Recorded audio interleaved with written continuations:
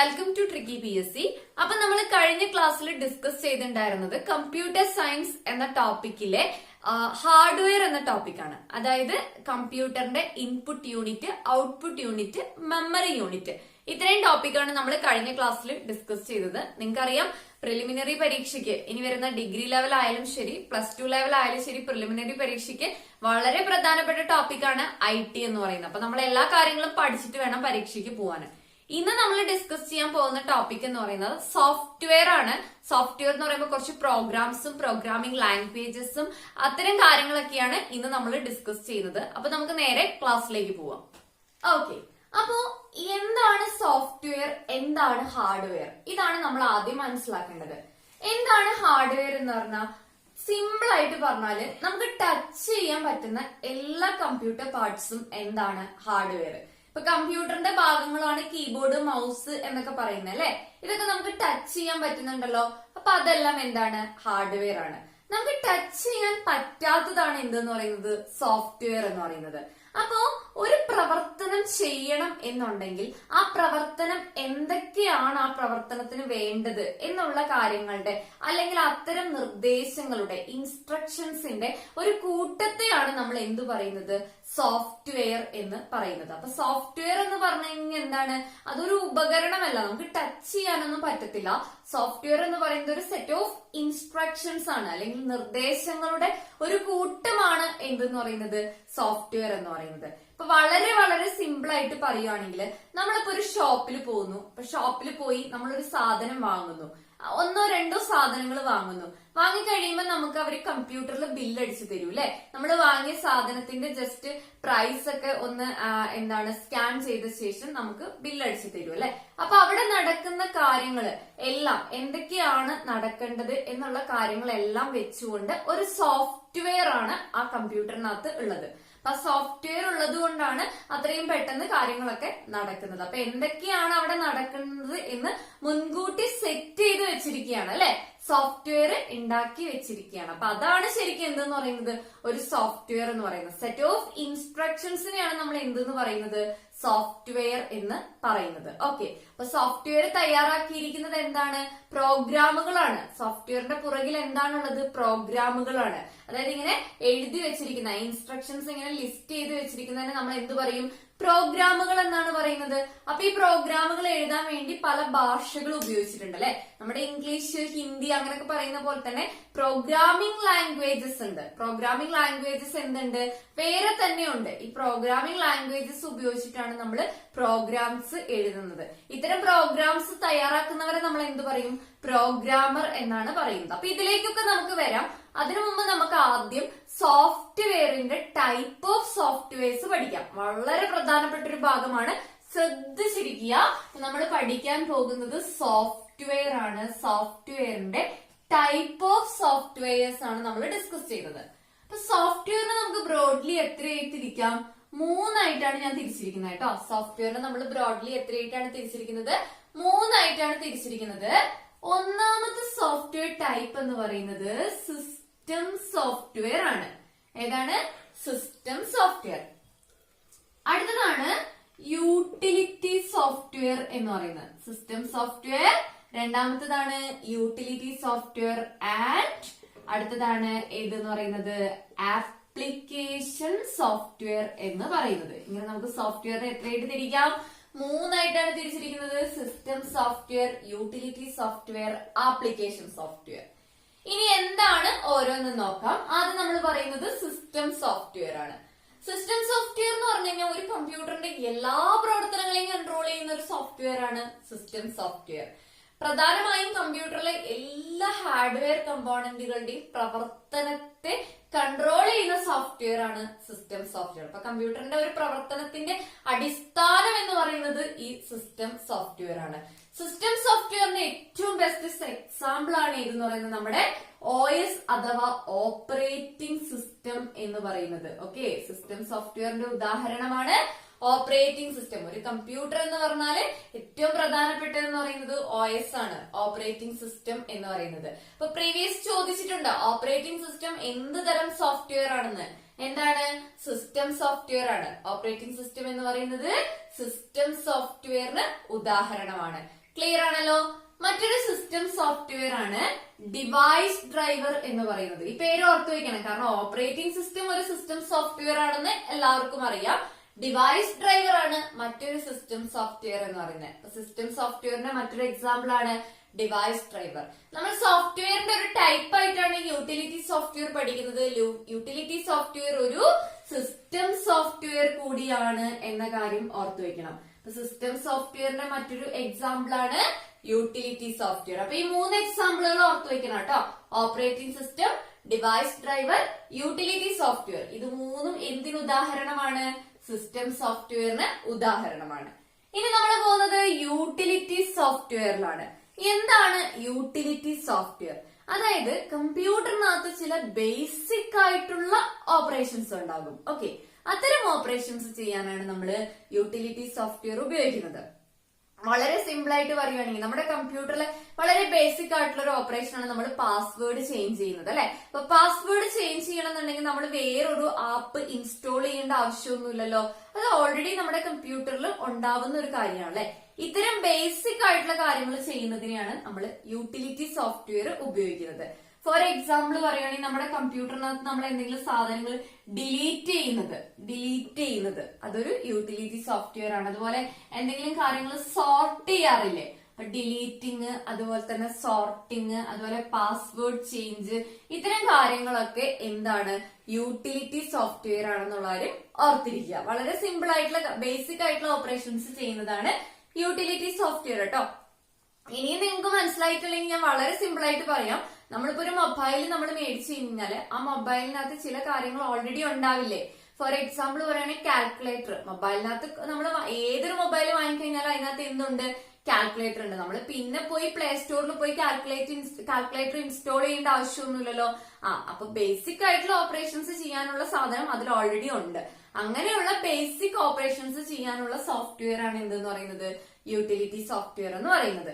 Clear ആണെന്ന് വിചാരിക്കുന്നു. അടുത്ത് നമ്മൾ പോകുന്നത് ആപ്ലിക്കേഷൻ സോഫ്റ്റ്വെയറിലാണ്. ആ ഒരു പേര് പോലെ തന്നെ ഒരു പ്രത്യേക ആപ്ലിക്കേഷൻ ചെയ്യുന്നതിന് വേണ്ടി നിർമ്മിച്ച സോഫ്റ്റ്വെയർ ആണ് എന്തെന്ന് പറയുന്നത്? ആപ്ലിക്കേഷൻ സോഫ്റ്റ്വെയർ എന്ന് പറയുന്നത്. ഒരു എക്സാമ്പിൾ ഞാൻ പറയാം, അപ്പൊ നിങ്ങൾക്ക് കൃത്യമായിട്ട് മനസ്സിലാകും. ഒരു എക്സാമ്പിൾ ആണ് ടാലി. ഇത് നമ്മുടെ PSCയുടെ പ്രീവിയസ് ചോദ്യമാണ് കേട്ടോ. ടാലി ഏത് തരം സോഫ്റ്റ്വെയർ ആണെന്ന്? Application software. ടാലി എന്ന് പറയുന്ന സോഫ്റ്റ്വെയർ നമ്മളൊരു പ്രത്യേക ആവശ്യത്തിന് വേണ്ടി മാത്രം ഉപയോഗിച്ചിരിക്കുന്ന ഒരു കാര്യമാണ്. അപ്പൊ ടാലി എന്ന് പറയുന്നത് ആപ്ലിക്കേഷൻ സോഫ്റ്റ്വെയർ ആണ്. വേറൊരു എക്സാമ്പിൾ എടുക്കുവാണെങ്കിൽ നമുക്ക് MS വേർഡ് എടുക്കാം. MS വേർഡ് നമ്മൾ സാധാരണയായിട്ട് ഉപയോഗിക്കുന്നത് എന്തിനാണ്? എന്തെങ്കിലും ഡോക്യുമെന്റ്സ് ഒക്കെ പ്രിപ്പയർ ചെയ്യാൻ വേണ്ടിയിട്ടല്ലേ, അല്ലെ? അപ്പൊ ആ ഒരു പ്രത്യേക ഉദ്ദേശത്തിന് വേണ്ടി മാത്രമാണ് ആ ഒരു സോഫ്റ്റ്വെയർ നിർമ്മിച്ചിട്ടുള്ളത്. അപ്പൊ അത്തരം സോഫ്റ്റ്വെയറുകളെ നമ്മൾ എന്ത് പറയുന്നു?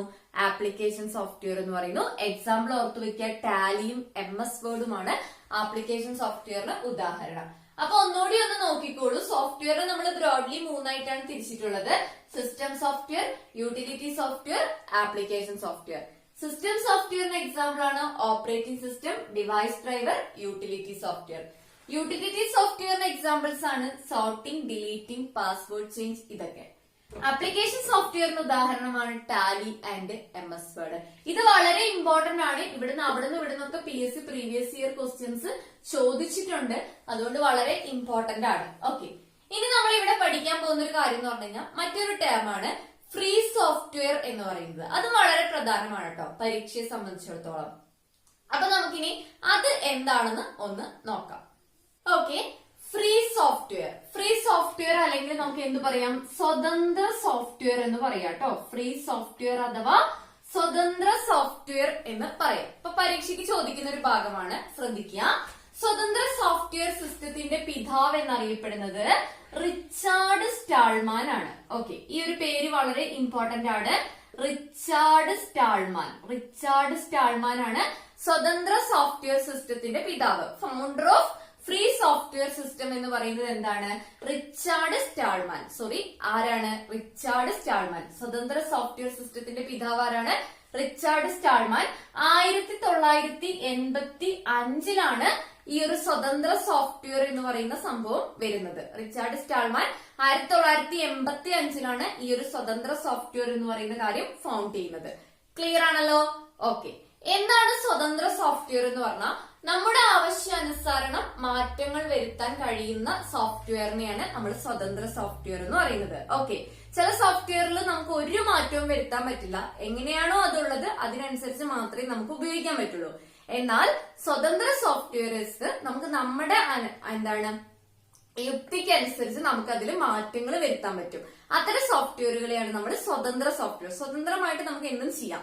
അത്തരം സോഫ്റ്റ്വെയറുകളാണ് സ്വതന്ത്ര സോഫ്റ്റ്വെയർ എന്ന് പറയുന്നത്. സ്വതന്ത്ര സോഫ്റ്റ്വെയറുടെ ഏറ്റവും ബെസ്റ്റ് എക്സാമ്പിൾ ആണ് ഏതെന്ന് പറയുന്നത് ലിനക്സ് എന്ന് പറയുന്നത്. ലിനക്സ് എന്ന് പറയുന്നത് ഒരു സ്വതന്ത്ര സോഫ്റ്റ്വെയർ ആണ്.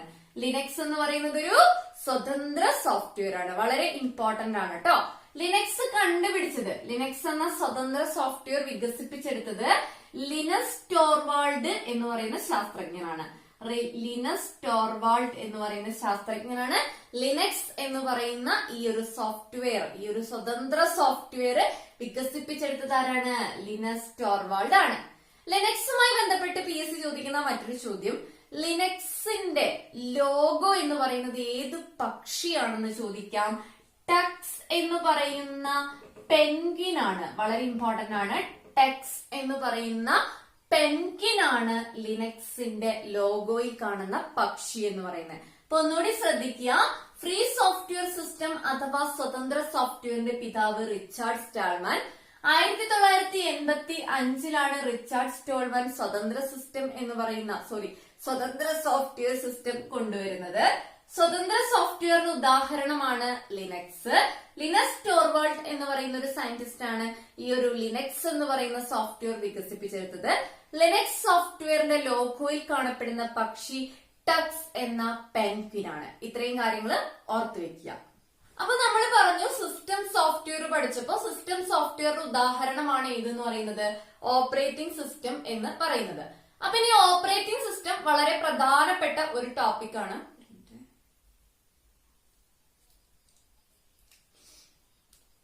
നമ്മള് സിസ്റ്റം സോഫ്റ്റ്വെയർ പഠിക്കുന്ന സമയത്ത് നമ്മള് ഓപ്പറേറ്റിംഗ് സിസ്റ്റം പഠിച്ചിട്ടുണ്ടായിരുന്നു അല്ലെ. അപ്പൊ ഓപ്പറേറ്റിംഗ് സിസ്റ്റം എന്ന് പറയുന്നത് വളരെ പ്രധാനപ്പെട്ട ഒരു ടോപ്പിക് ആണ്. അപ്പൊ നമ്മൾ ഓപ്പറേറ്റിംഗ് സിസ്റ്റത്തെ കുറിച്ച് കുറച്ച് ഡീറ്റെയിൽ ആയിട്ട് കുറച്ച് കാര്യങ്ങൾ നോക്കുകയാണ്. അപ്പൊ എന്താണ് ഓപ്പറേറ്റിംഗ് സിസ്റ്റം? ഒരു കമ്പ്യൂട്ടറിലെ എല്ലാ പ്രവർത്തനങ്ങളെയും നിയന്ത്രിക്കുന്ന സോഫ്റ്റ്വെയർ ആണ് ഓപ്പറേറ്റിംഗ് സിസ്റ്റം അഥവാ OS എന്ന് പറയുന്നത്. ഒരു കമ്പ്യൂട്ടറിലെ എല്ലാ പ്രവർത്തനങ്ങളെയും, അതുപോലെ തന്നെ കമ്പ്യൂട്ടറിനെ യൂസറുമായി ബന്ധിപ്പിക്കുന്ന അല്ലെങ്കിൽ കമ്പ്യൂട്ടറിനെ ഉപഭോക്താവുമായി ബന്ധിപ്പിക്കുന്ന മാധ്യമമാണ് നമ്മുടെ ഓപ്പറേറ്റിംഗ് സിസ്റ്റം എന്ന് പറയുന്നത്. കമ്പ്യൂട്ടറും യൂസറും തമ്മിലുള്ള ആ ഒരു ബന്ധം, ആ ബന്ധിപ്പിക്കുന്നത് ആരാണ്? നമ്മുടെ ഓപ്പറേറ്റിംഗ് സിസ്റ്റം ആണ്. ക്ലിയർ ആണല്ലോ? ഓക്കെ.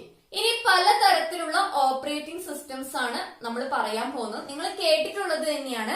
അപ്പൊ ഒന്ന് ശ്രദ്ധിച്ചിരിക്കുക. ഒരു ഓപ്പറേറ്റിംഗ് സിസ്റ്റം ആണ് ഇതെന്ന് പറയുന്നത് വിൻഡോസ് എന്ന് പറയുന്നത് അല്ലെ. വിൻഡോസ് ഓപ്പറേറ്റിംഗ് സിസ്റ്റം നിങ്ങൾ കേട്ടിട്ടുണ്ടാവുമല്ലോ. ഓക്കെ.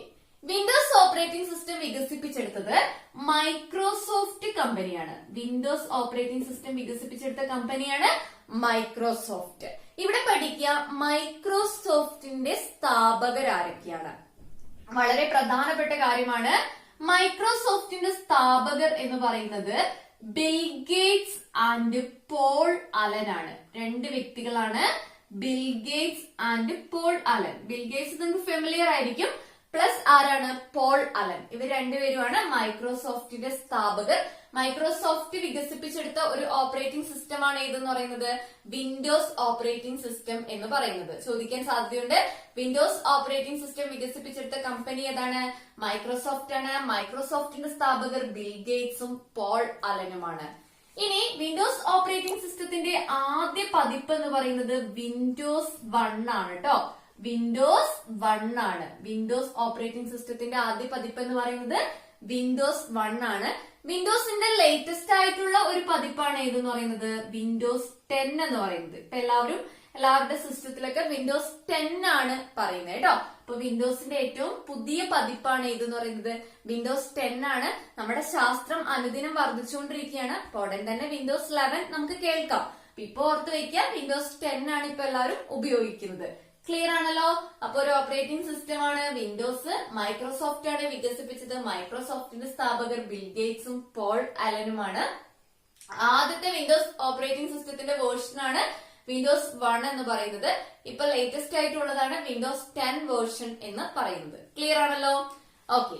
മറ്റൊരു പ്രധാനപ്പെട്ട ഓപ്പറേറ്റിംഗ് സിസ്റ്റം ആണ് ഏതെന്ന് പറയുന്നത് ആൻഡ്രോയിഡ് എന്ന് പറയുന്നത്. ആൻഡ്രോയിഡ് ഓപ്പറേറ്റിംഗ് സിസ്റ്റം നിങ്ങൾ കൂടുതലും കേട്ടിട്ടുള്ള ഒരു ടേം ആണ് ഈ ആൻഡ്രോയിഡ്. കാരണം ആൻഡ്രോയിഡ് ഫോൺ അല്ലെ, അതന്നെ മൊബൈൽ ഫോണുകളിൽ ഉപയോഗിക്കുന്ന അല്ലെങ്കിൽ സ്മാർട്ട് ഫോണുകളിൽ ഉപയോഗിക്കുന്ന ഒരു ഓപ്പറേറ്റിംഗ് സിസ്റ്റം ആണ് ആൻഡ്രോയിഡ് ഓപ്പറേറ്റിംഗ് സിസ്റ്റം എന്ന് പറയുന്നത്. സ്മാർട്ട് ഫോണിൽ ഉപയോഗിക്കുന്ന ഓപ്പറേറ്റിംഗ് സിസ്റ്റം ആണ് ആൻഡ്രോയിഡ്. ഇങ്ങനെ തന്നെ പരീക്ഷയ്ക്ക് ചോദിച്ചിട്ടുണ്ട് കേട്ടോ.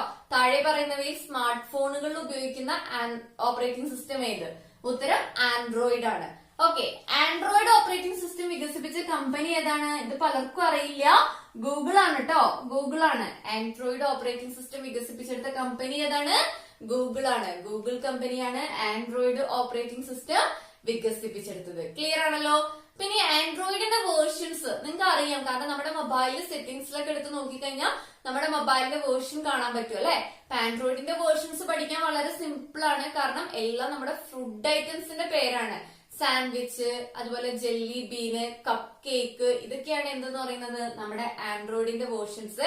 ആൻഡ്രോയിഡിന്റെ ഏറ്റവും ലേറ്റസ്റ്റ് വേർഷൻ ഏതാണ്? ഓറിയോ ആണ്. ഓറിയോ ബിസ്ക്കറ്റ് ഓർത്താ മതി കേട്ടോ.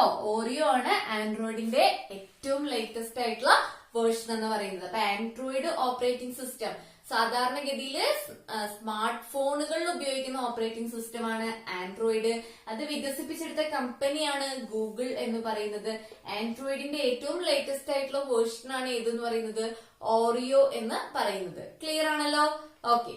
അങ്ങനെയാണെങ്കിൽ മറ്റൊരു ഓപ്പറേറ്റിംഗ് സിസ്റ്റം ആണ് മാക് OS എന്ന് പറയുന്നത്. ഇത് അധികം ആരും കേട്ടിട്ടുണ്ടാവില്ല, പക്ഷെ വളരെ ഇമ്പോർട്ടന്റ് ആണ്. മാക് OS എന്ന് പറയുന്നത് ഈ ഒരു ഓപ്പറേറ്റിംഗ് സിസ്റ്റം വികസിപ്പിച്ചെടുത്തത് ഏത് കമ്പനിയാണ്? ആപ്പിൾ ആണ്.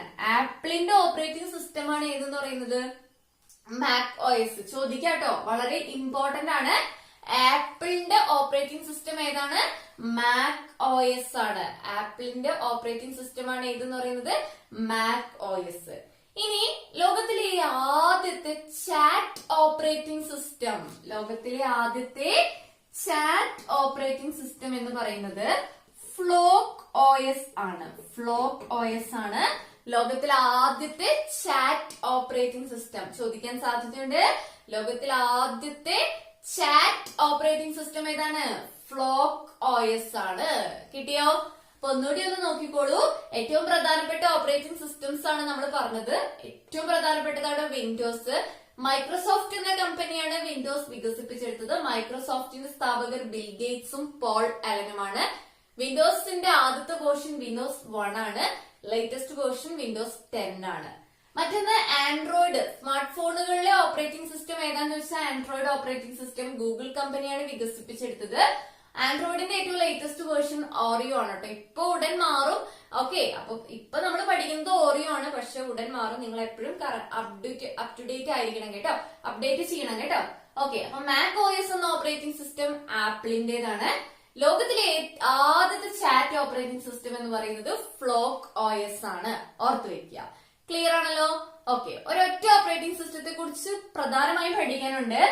Boss operating system. എന്താണ് ബോസ് ഓപ്പറേറ്റിംഗ് സിസ്റ്റം? നമ്മുടെ സ്വന്തം ഓപ്പറേറ്റിംഗ് സിസ്റ്റം, ഇന്ത്യയുടെ സ്വന്തം ഓപ്പറേറ്റിംഗ് സിസ്റ്റം ആണ് ഏതെന്ന് പറയുന്നത് ബോസ് ഓപ്പറേറ്റിംഗ് സിസ്റ്റം എന്ന് പറയുന്നത് കേട്ടോ. ഭാരതത്തിന്റെ സ്വന്തം ഓപ്പറേറ്റിംഗ് സിസ്റ്റം ആണ് ഇത് ബോസ് ഓപ്പറേറ്റിംഗ് സിസ്റ്റം. ഈ ഒരു ഓപ്പറേറ്റിംഗ് സിസ്റ്റവുമായി ബന്ധപ്പെട്ട് പഠിക്കേണ്ടത് ബോസ് ഓപ്പറേറ്റിംഗ് സിസ്റ്റത്തിനകത്ത് സപ്പോർട്ട് ചെയ്യുന്ന ലാംഗ്വേജസ് എത്രയാണെന്നത് PSC ചോദിക്കാം. 18 ലാംഗ്വേജുകളാണ് കേട്ടോ. 18 ഭാഷകൾ. ബോസ് ഓപ്പറേറ്റിംഗ് സിസ്റ്റം എന്ന് പറയുന്നത് നമ്മുടെ സ്വന്തം ഭാരതമാണ്. ഭാരതത്തിന്റെ സ്വന്തം ഓപ്പറേറ്റിംഗ് സിസ്റ്റമാണ് ബോസ് എന്ന് പറയുന്നത്. ഓക്കെ. 18 ലാംഗ്വേജുകളാണ് ബോസ് ഓപ്പറേറ്റിംഗ് സിസ്റ്റത്തിനകത്ത് സപ്പോർട്ട് ചെയ്യുന്നത്. ക്ലിയർ ആണല്ലോ? ഇത്രയും കാര്യങ്ങളാണ് ഓപ്പറേറ്റിംഗ് സിസ്റ്റത്തിനകത്ത് മെയിൻ ആയിട്ട് പഠിക്കാനുള്ളത്. ഇപ്പൊ ഞാൻ പറഞ്ഞു തന്ന ഓപ്പറേറ്റിംഗ് സിസ്റ്റത്തിനെ ഒരിക്കലും മറക്കാൻ പാടില്ല. വളരെ വളരെ വളരെ ഇമ്പോർട്ടന്റ് ആണ്. ഓക്കെ. അപ്പൊ നമ്മൾ ഇന്നത്തെ ക്ലാസ്സിൽ ഡിസ്കസ് ചെയ്തത് സോഫ്റ്റ്വെയർ എന്ന ടോപ്പിക് ആണ്. കുറച്ച് കാര്യങ്ങൾ മാത്രമേ പറഞ്ഞിട്ടുള്ളൂ. അപ്പൊ എല്ലാം ഇമ്പോർട്ടന്റ് ആണ്. കൃത്യമായി പഠിച്ചു വെക്കുക. അപ്പൊ ബാക്കി IT-യുമായി ബന്ധപ്പെട്ട കാര്യങ്ങൾ നമ്മൾ അടുത്ത ക്ലാസ്സിൽ ഡിസ്കസ് ചെയ്യും. അപ്പൊ ഇതിന് മുന്നത്തെ ക്ലാസ് കാണാത്തവരാണെന്നുണ്ടെങ്കിൽ നിങ്ങൾ പോയി കാണണം കേട്ടോ. കാരണം അതിന്റെ ബാലൻസ് ആണ് ഞാൻ ഈ ക്ലാസ്സിൽ എടുത്തിട്ടുള്ളത്. കഴിഞ്ഞ ക്ലാസ് വളരെ ബേസിക്സ് ക്ലാസ് ആണ്. അത് ഇമ്പോർട്ടന്റ് ആണ്. ഈ ക്ലാസ്സും വളരെ ഇമ്പോർട്ടന്റ് ആണ്. അപ്പൊ എല്ലാ ക്ലാസ്സുകളും കൃത്യമായി പഠിക്കുക, കൃത്യമായി കാണുക, കൃത്യമായി പഠിക്കുക. ഓക്കെ, അപ്പൊ നമ്മുടെ ക്ലാസ് ഒക്കെ നിങ്ങൾക്ക് ഇഷ്ടപ്പെടുന്നു എന്നുണ്ടെങ്കിൽ നമ്മളെ ഒന്ന് സപ്പോർട്ട് ചെയ്യാൻ മറക്കരുത്. ക്ലാസ് ഇഷ്ടപ്പെട്ട് കഴിഞ്ഞാൽ നിങ്ങൾ ഞങ്ങളുടെ ചാനൽ ഒന്ന് സബ്സ്ക്രൈബ് ചെയ്യുക. തൊട്ടടുത്തുള്ള ബെൽ ഐക്കൺ പ്രസ് ചെയ്താൽ ഞാൻ വീഡിയോ അപ്ലോഡ് ചെയ്യുന്ന സമയത്ത് നിങ്ങൾക്ക് നോട്ടിഫിക്കേഷൻ ലഭിക്കുന്നതാണ്. പിന്നെ നിങ്ങൾക്ക് ഈ വീഡിയോ നല്ല യൂസ്ഫുൾ ആയി തോന്നുന്നു എന്നുണ്ടെങ്കിൽ നിങ്ങളുടെ ഫ്രണ്ട്സിനൊക്കെ ഒന്ന് ഷെയർ ചെയ്ത് കൊടുക്കുക. ഓക്കെ, അപ്പൊ നിങ്ങളുടെ അഭിപ്രായങ്ങളൊക്കെ കമന്റ് ചെയ്യാൻ മറക്കണ്ട. വീണ്ടും അടുത്ത ക്ലാസ്സിൽ കാണാം. അതുവരേക്കും ബൈ ബൈ.